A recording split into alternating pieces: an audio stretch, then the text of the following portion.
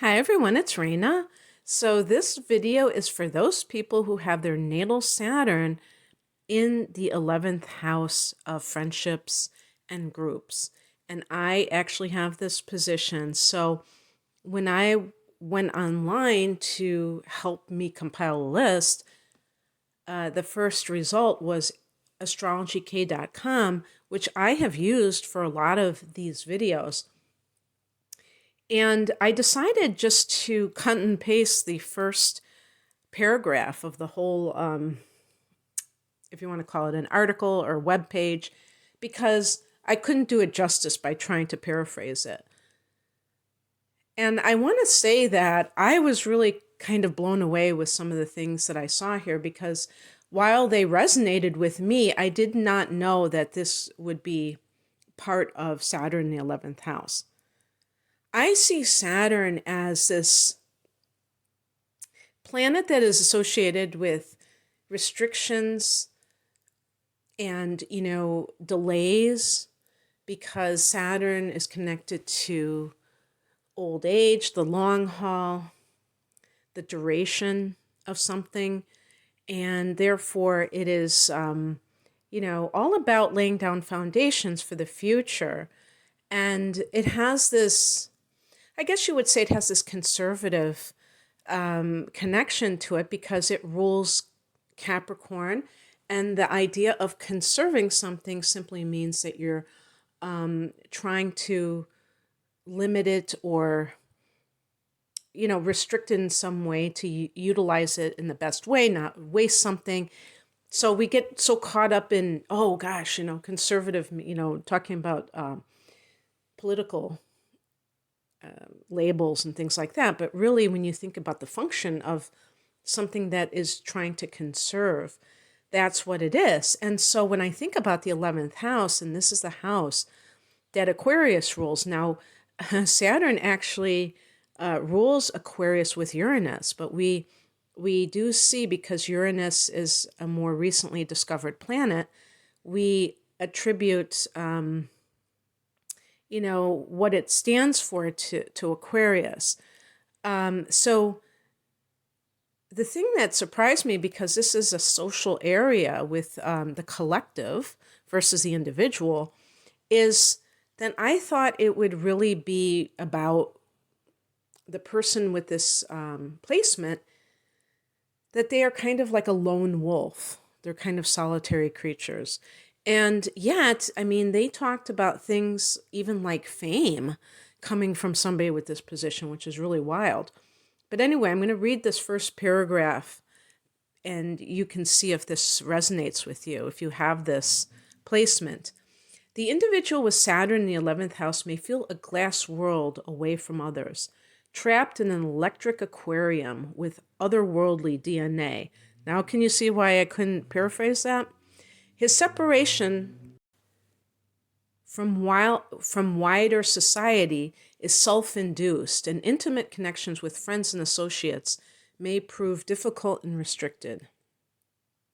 Even if he is standing amongst a crowd amid a wave of social chatter, his sense of isolation floods through social anxieties, shyness, or a complete rejection of mainstream trends. Now, I think it was the last bit that threw me for a loop, because I was thinking of mainstream trends, and I was thinking, well, what does that have anything to do with it? But now I realize it's because even when, you're talking about somebody who has, let's say, Saturn in the first house, Saturn in conjunction with the ascendant, Capricorn rising, which can be how you dress, the person tends to prefer classic design over trendy clothing. So I get that, because it's like traditional. And, people who are chasing every, trend that just comes along down the pike, they can wind up with a wardrobe that they have to throw out every 2 years because things become outdated. And so I can understand that Saturn wants that continuity and not something, so they're not going to be attracted to things that are just the latest, greatest thing. And I was thinking about that myself. And I guess it's like plugging into the pop culture, if you will. And maybe that's where they're going with the 11th house. So one of the things that they mention here is this idea of being, kind of keeping yourself back from others. So think about when you're in group situations. How do you interact with others? And I do believe that there are other factors that will support or modify this. For me, I see this totally and completely. So I do resonate when I'm in a group situation. It is very awkward for me. And I actually prefer going to things like spiritual workshops or something like that, where there is a serious purpose. See, there's that Saturn with the group. So it's not like just frivolous, open ended stuff and that kind of thing. And this idea of having a purpose for the group encounter and having a lot of structure.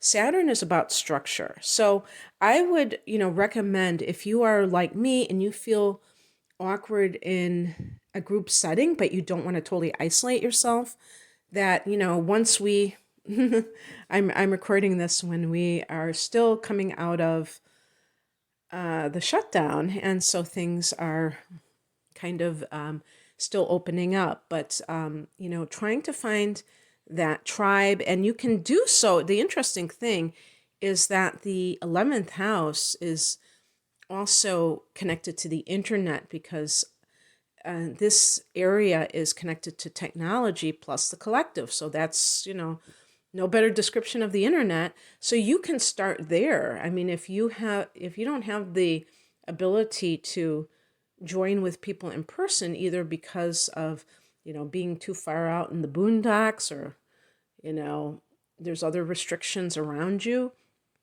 then start online and, be a participant. Don't be just an observer. But yeah, so we can be the kinds of people who really feel awkward, and we assume that we are like not wanted and that we don't fit in, we're not wanted. And what they say is that this is not how other people view us. That is I put the word distortion because, that's how it appears to me, that it would be a distortion. So I found that very interesting. I don't know why they think that, people with Saturn in the 11th house are so desirable, but they do. We can gravitate towards far out groups. Now, that's another thing I don't understand, because I understand the 11th house, because it's ruled by Aquarius, can involve the eccentric. So that kind of thing. But Saturn seems like it would be against anything that's far out. But that's what they say. So I put that down because I think that that's true for me. But I don't know if it's because of Saturn being there. I don't understand that, but I'm just going to go with that. Maybe because it's rejecting the status quo or the mainstream. The what do you call it? The not the lowest common denominator, but what the masses are doing. Yeah, and I put down here rejection of popular cultural appeal, like anything that is, the latest greatest thing. And even if I think I would even go as far as saying things that are not just trendy, but things that a lot of people are into. Like I'm not into sports at all. And everybody, it seems like they're always talking about, this game that they saw or that kind of thing. And there are people who do that just to be cool. But this isn't about that. This is just about like not vibing with it. And so being part of a group can even feel there might be some anxieties about just blending into the woodwork with a group. And so for some reason, the person wants to be that individual and they don't want to just be, another face in the crowd. And so I think where they're going with that is that Saturn can be our anxieties. So definitely social anxiety can be a theme in your life. But I want to say something because I'm of the generation that, I went to grammar school in the 70s, and we didn't have a lot of these things that we had now. That doesn't mean people didn't have social anxiety or ADD or whatever. Of course, they did have those things. They didn't have labels for them. But the thing is that nowadays, young people are diagnosed with social anxiety as if that really tells the whole story of who they are. Because if you're someone like I'm a sun in Sagittarius, and so that's a fire sign. I think that certain signs are more extroverted than others, or at least they can give the appearance of it. They can make a good show for it. Some other people may be painfully shy, and that's part of the anxiety. They're just very introverted, and they they can even be very what's that word, like self-conscious, overly self-conscious. I think that's where a lot of the extreme comes into, and even the crippling effect of social anxiety, where the person, it's really like a full-blown phobia of being ridiculed, of feeling like they are just so inept at socializing that other people will make fun of them or something like that. Now, obviously, that situation is a lot different, because that kind of taps into their own self-esteem or lack thereof, and also, ironically, excessive self-absorption. Because if you really believe that everybody's looking at you all the time, there's like a certain egocentricity that is present, where you think you're the center of the universe and everybody's just looking at you all the time. So that's a little bit extra. That's not what we're talking about here. We're just talking about a preference to, there's a preference of interacting individually with people rather than, like one-on-one relationships versus like, being, standing at a party in a group and then just everybody is just like telling stories and then, laughing and stuff. That would probably be some of your worst nightmares, doing something like that, or at the very least, a strong aversion to it. And I know, like, I'm trying to put myself in that situation, and I think that I would feel the same way. I don't really like that kind of social interaction. And for me, it seems like it's pretty shallow, because you can't really tune into anybody when you're just talking in a group setting like that. You can't really, it's just going to be, pretty surface level interaction. So this this situation can cause you to really crave or actually pursue relationships with older people. And that's another thing too. I always seem to relate better to like adults than to my peers. So peer groups, how did that go? Like in high school, that's like the big time for peer groups. And that was like something that I was totally out of that, of the mainstream on that. Totally like, away from that. And having like a few friends rather than this big circle of friends. This is not necessarily a bad thing, because you can have quality over quantity. And definitely with Saturn, with Capricorn influence, what we're talking about is someone who favors quality. Saturn wants something that is going to last, not a flash in the pan. You don't like that phoniness that comes from those encounters with people in a group that just doesn't seem very real and very substantial. And now this is what I was talking about that really blew my mind. They were mentioning that a person with this this placement can become a public figure. And they were talking about immortality, which sounds like really, you know, exaggerated. But, there are, of course, we have our icons. For instance, in show business, people like Marilyn Monroe and James Dean, and people who just will never be like forgotten. I don't, I don't know if these people have Saturn in the 11th house.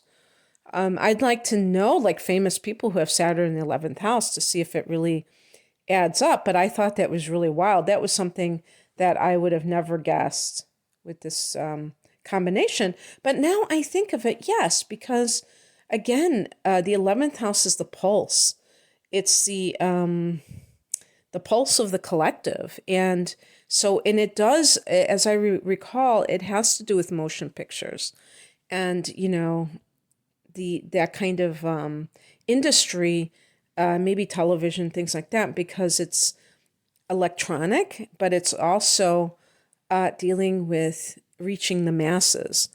And so, because Saturn represents also the 10th house, which is your public reputation, there can be that connection to fame, being known by others, but also the immortality is the time, the timelessness of Saturn, of the permanence of Saturn. So, yeah, very interesting. And I hope that you resonated with this. And if you'd like a private reading, natal chart reading, I am doing double readings at this time. And they are called Deep Dive astrology readings. And they're just extended versions of the natal chart analysis and transits for a special price. So check out all of my offerings at the link below. My website is rainandmoonastrology.com. Take care. Bye.